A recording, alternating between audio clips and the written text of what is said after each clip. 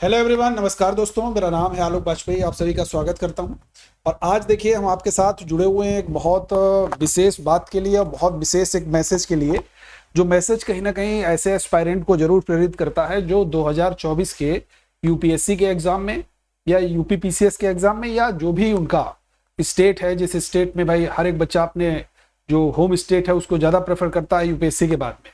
तो state public service commission and खासकर हम लोग यूपीएससी जो 2024 के एस्पायरेंट्स हैं, उन एस्पायरेंट्स के लिए एक जरूर मैसेज जरूर मिलेगा। तो हमारे साथ एक एस्पायरेंट जुड़े हुए हैं और बहुत जबरदस्त एस्पायरेंट हैं। इनका इस बार यूपीएससी में पहला अटेम्प्ट था और उस पहले अटेम्प्ट में इन्होंने जो क्वेश्चन का लेवल देखा है, और चूंकि इन्होंने भी प्रीवियस पेपर से बहुत सारे क्वेश्चंस किए थे, उस प्रीवियस पेपर में इन्होंने ऑप्शन से भी बहुत सारे एलिमिनेट करके बहुत सारे क्वेश्चंस तैयार किए थे। तो उन क्वेश्चंस को ये बताएंगे कि क्या उससे बेनिफिट कुछ हुआ उस 2023 के यूपीएससी 2023 के प्रीलिम्स या प्रिलिमिनरी एग्जाम में कुछ बेनिफिट हुआ। तो सबसे पहले तो हम लोग बात करेंगे इनसे कि प्रीवियस पेपर का क्या इस बार 2023 के यूपीएससी के प्री में कुछ महत्व था, बताइए।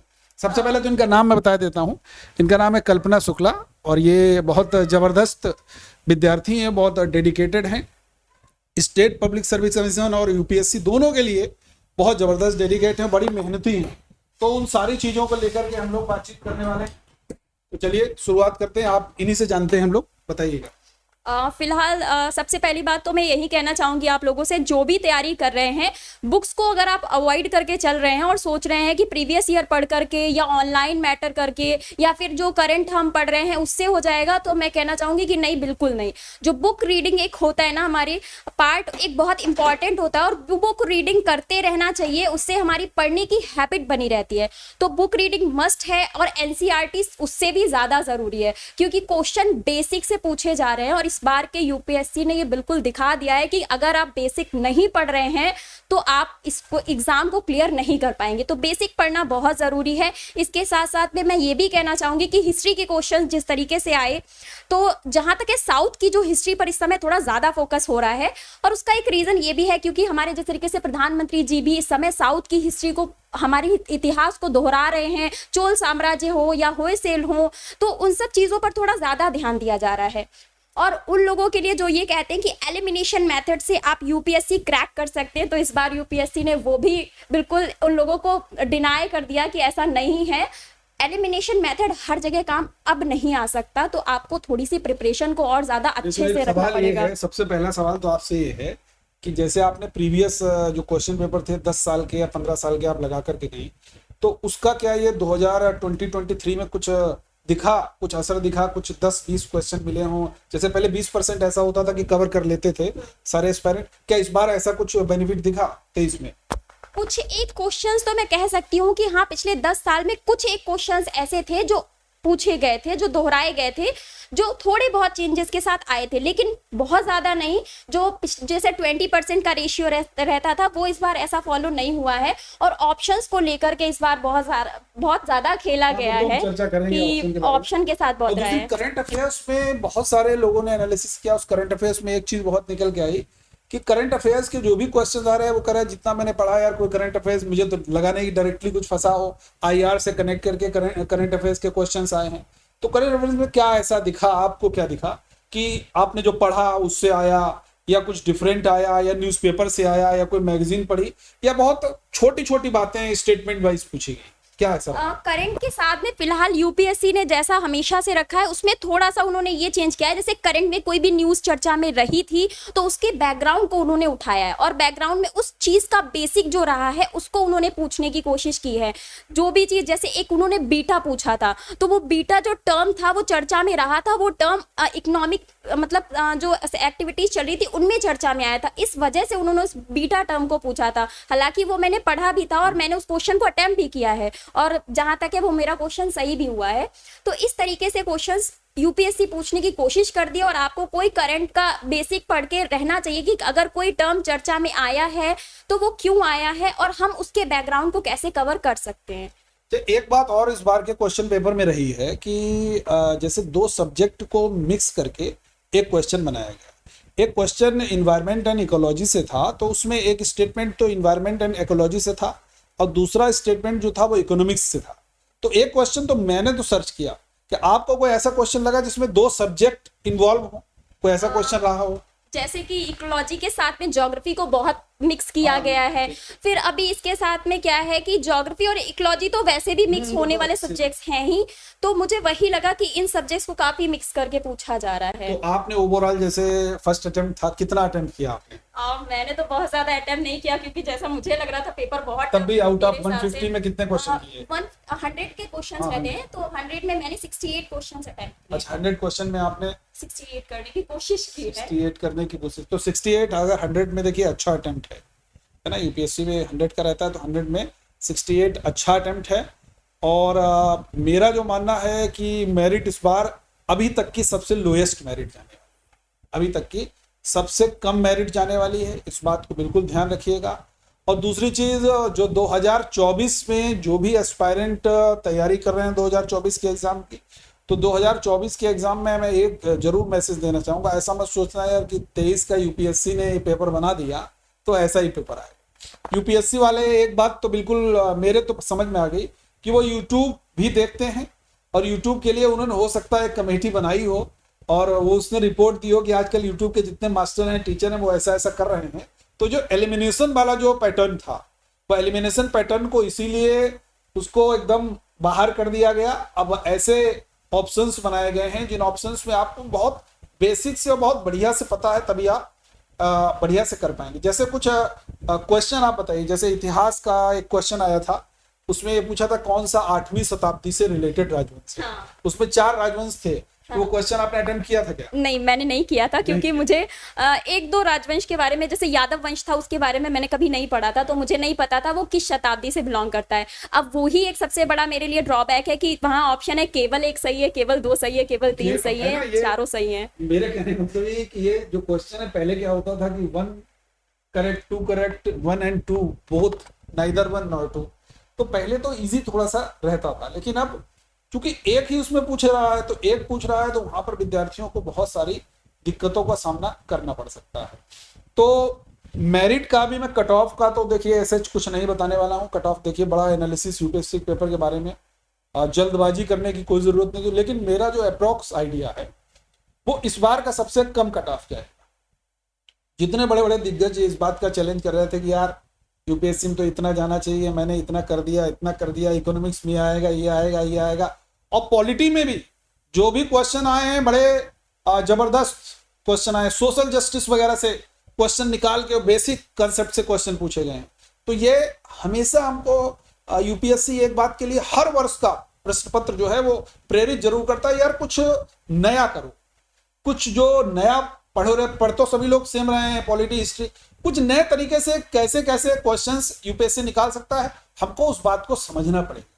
बीइंग अ टीचर मुझे भी समझना पड़ेगा, और बीइंग स्टूडेंट आपको भी समझने की जरूरत है। जब आप समझोगे तभी रणनीति बना पाओगे। और यूपीएससी में बहुत बड़ी बात कही गई, माइंड खेल बहुत बड़ा होता है। बहुत अच्छे अच्छे विद्यार्थी जो हैं वो सिलेक्ट नहीं हो पाते हैं, और बड़े साधारण विद्यार्थी जो हैं, जो बड़ा स्ट्रेटजिक पढ़ते हैं। अब जैसे मान लीजिए किसी ने बहुत 8 घंटा, 20 घंटा, 18 घंटा, 16 घंटा तक लोग कहते हैं मैंने पढ़ा भाई, 18 घंटा पढ़ा, 14 घंटा पढ़ा। ऐसे रियलिटी में ऐसा होता नहीं, लेकिन 10 घंटा जरूर विद्यार्थी पढ़ता है, मेंस के एग्जाम के दौरान लिखने की प्रैक्टिस करता है। तो उन सभी बातों को तो ध्यान में रखना है, लेकिन यूपीएससी की रणनीति जरूर समझिए। प्रीलिम्स एक ऐसा एंट्री गेट है जिसको जब आप क्रॉस नहीं करोगे तब तक मेंस एग्जाम में जा नहीं पाओगे, तब तक अपनी आप राइटिंग स्किल नहीं दिखा पाओगे। तो प्रीलिम्स पास करने के लिए थोड़ा सा मैं यही कहूंगा, जो लोग 6 महीने का समय देते थे वो 8 महीने 10 महीने का रिजर्व टाइम अपना यूपीएससी प्रीलिम्स के लिए जरूर दें, क्योंकि अब प्रीलिम्स जो है बड़ा एक टफ टास्क हो गया है। और जो विद्यार्थी सेलेक्ट होते हैं वो कहते हैं कि यार प्रीलिम्स मेरा पता नहीं निकलेगा कि नहीं, आईपीएस बने हुए हैं, प्रीलिम्स में अगली बार में फेल हो जा रहा है। तो ऐसे भी विद्यार्थी हैं, तो इसलिए प्रीलिम्स को थोड़ा सा समय देने की जरूरत है। तो ओवरऑल अगर हम पेपर के पैटर्न की बात करें तो इजी में रखोगे, इजी में तो है ही नहीं, मॉडरेट में रखोगे या डिफिकल्ट में रखोगे? मेरे हिसाब से तो मैं रखूंगी moderate plus difficult. Moderate to difficult ज्यादा था, डिफिकल्ट मतलब इनके कहने मतलब मॉडरेट टू डिफिकल्ट लेवल है। लेकिन मेरे से अगर एज अ टीचर मैंने जितना एनालिसिस किया, मुझे तो ऐसा लगता है कि पेपर इस बार का टफ है। आसान नहीं है, मॉडरेट कुछ क्वेश्चंस हैं। बाकी आपके जितने भी क्वेश्चंस हैं, अगर मॉडरेट क्वेश्चन जरूर मॉडरेट कहोगे, लेकिन पूछे जाने का तरीका है वो डिफिकल्ट है, तो इसलिए पेपर डिफिकल्ट है और इस बार का मेरिट बहुत कम और सबसे बड़ा ड्रॉबैक था कि सीसैट का पेपर भी बहुत अच्छा नहीं बनाया था। तो जो सीसैट का पेपर है वो बहुत चैलेंजिंग हो गया कि जिनका अगर जीएस क्लियर हो भी रहा था वो सीसैट नहीं क्लियर। तो सीसैट में क्या बदलाव आपको दिखा? सबसे सीसैट में इस बार मैथ्स काफी ज्यादा थी और ऐसी थी कि जिसका बहुत अच्छे से तैयार नहीं है मैथ्स, क्योंकि बहुत लोग कॉम्प्रिहेंशन के बेसिस पर जाते हैं कि हम कॉम्प्रिहेंशन करके क्लियर कर लेंगे। तो इस बार उनके लिए एक अच्छा खेल था कि वहां पे कॉम्प्रिहेंशन का इतना नहीं था कि आप सिर्फ कॉम्प्रिहेंशन करके मैथ्स को अवॉइड कर दें। तो वो जो आर्ट साइड के स्टूडेंट्स हैं जो मैथ्स को बहुत ज्यादा अच्छे से प्रिपेयर नहीं कर पा रहे हैं, उनके लिए है कि मैथ्स को भी पढ़ के जाओ। और यूपीएससी परिवर्तन प्रकृति का नियम है, इसके हिसाब से चल रही है, परिवर्तन करती ही जा रही है। तो मतलब आपका कहने का मतलब ये है कि मैथमेटिक्स के क्वेश्चंस की जो संख्या वो बढ़ा दी थी और प्लस इसके साथ में उनको आपको करना ही पड़ेगा, कुछ एक क्वेश्चंस आपको अटेम्प्ट करने ही पड़ेंगे। कि अगर वो 30 कॉम्प्रिहेंशन के पूछ रही है यूपीएससी, तो ये जरूरी नहीं है कि आप 30 क्वेश्चन एकदम सही करके आ पाए। और हिंदी में क्या रहा? हिंदी के भी क्वेश्चन आए होंगे? हिंदी के क्वेश्चन नहीं थे, कोई भी नहीं थे। कोई भी क्वेश्चंस नहीं थे, सिर्फ रीजनिंग थी, मैथ्स थी और कॉम्प्रिहेंशन के questions. Reasoning, maths and comprehension. और रीजनिंग भी मुश्किल से 10 क्वेश्चन थे, बाकी मैथ्स के थे। बाकी क्वेश्चंस इस तरीके से थे कि कोई हिंदी का पैराग्राफ वगैरह दिया था? हाँ, वही कॉम्प्रिहेंशन वाला जो रहता है, हिंदी के पैराग्राफ्स ही थे, वही उसी में से वही मैं बात कर रहा हूं, हिंदी का अलग हो गया पार्ट, इंग्लिश का अलग हो गया। नहीं, हिंदी का ही था। इंग्लिश का कोई नहीं था। कॉम्प्रिहेंशन जो थे वो हिंदी के ही थे और इंग्लिश का था, मतलब वो इंग्लिश में अटेम्प्ट करने के लिए इंग्लिश मीडियम के स्टूडेंट्स के लिए थे। अच्छा, तो मतलब इनका कहने का मतलब है कि ओवरऑल जो है वो आपका क्वेश्चन का जो सीसाइड का लेवल है वो भी बहुत चैलेंजिंग कर दिया। मतलब 33 भी लाना उस पेपर में, मतलब जो बहुत ही अच्छी तैयारी करके गए होंगे, जिनकी मैथ्स बहुत अच्छी होगी, वो तो क्वेश्चन कर पाएंगे, लेकिन उस पेपर में 40 प्रश्नों के ऊपर बढ़ पाना, टू बी वेरी ऑनेस्ट, यहाँ पे मैं ये नहीं कहूंगी कि हाँ बहुत अच्छी तैयारी या मैं यहाँ पे आकर झूठ बोल दूं, तो ये नहीं कहना चाहिए, लेकिन 40 क्वेश्चन के ऊपर बढ़ पाना बहुत बड़ा चैलेंज था। बहुत बड़ा चैलेंज। तो देखिए इस बार चैलेंज, चूंकि इन्होंने पेपर दिया है और मैंने पेपर, होता क्या है ना कि पेपर एग्जामिनेशन हॉल में जब देखते हैं कहते हैं यार बड़ा टफ आ गया, और जैसे एग्जाम देकर के बाहर आए सेंटर से वही क्वेश्चन देखते हैं कहते हैं आसान है यार, पता है ना। तो ये बहुत चीजें होती हैं का जो एग्जामिनेशन हॉल में जो एक साइकोलॉजिकल दबाव, जो एक मनोवैज्ञानिक दबाव है, एग्जाम प्रेशर विद्यार्थी झेल रहा होता है, तो वहां पर आते हुए क्वेश्चन में भी बड़ा ऑप्शंस में कंफ्यूजन हो जाता है और जानते हुए भी गलत करके आते हैं। तो ओवरऑल मैं यही कहूंगा कि इस बार मामला जो है बड़ा कम का रहेगा, मेरिट बहुत लो जाने वाली। लेकिन जो लोग 2024 की तैयारी कर रहे हैं वो ऐसा मत सोचे यार कि इस पेपर से जो है वो मोरल डाउन करने की कोई जरूरत नहीं। अपना पढ़ते रहिए, उसी रिदम से पढ़ते रहिए, वही पॉलिटी है, वही हिस्ट्री है। करंट अफेयर्स में थोड़ा सा इनोवेट करने की जरूरत है, इनोवेशन करने की जरूरत है। और करंट अफेयर्स में हमेशा याद रखिए इंटरनेशनल करंट अफेयर्स से कैसे कैसे क्वेश्चन बन रहे हैं।